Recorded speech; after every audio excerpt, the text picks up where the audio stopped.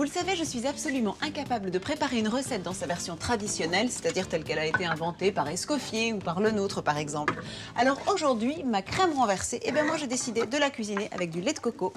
En fait, le lait de coco est tout simplement obtenu en broyant la pulpe de coco avec un petit peu d'eau. C'est intéressant pour ceux qui sont allergiques au lactose notamment, et je sais qu'il y en a pas mal, qui peuvent du coup remplacer le lait de vache par du lait de coco, notamment dans les currys, c'est délicieux.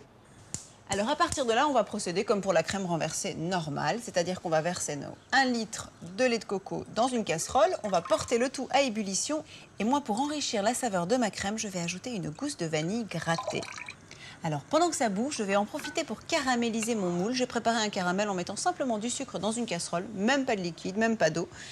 Je vais le verser dans le fond de mon moule. Attention parce qu'il durcit très rapidement. Remarquez, ça tombe bien parce que c'est le but de l'opération.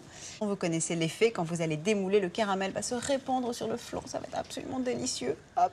Alors maintenant, je vais continuer la préparation de ma crème, donc à peu près 160 g de sucre, auquel je rajoute l'indispensable pincée de sel. D'ailleurs, les Thaïlandais qui sont très férus de lait de coco mettent toujours beaucoup de sel dans leur dessert.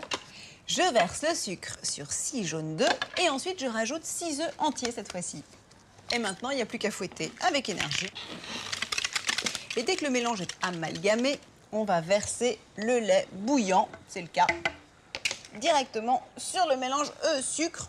Comme pour une crème anglaise traditionnelle, sauf que là, il y a les blancs. Attention. Évidemment, sans cesser de remuer. Voilà. J'ai pris le soin de préchauffer un peu d'eau dans un plat à gratin. Je mets tout ça à cuire au bain-marie à 160 degrés, four moyen, pendant 1h30. Et oui, la patience est la clé de la réussite de cette recette.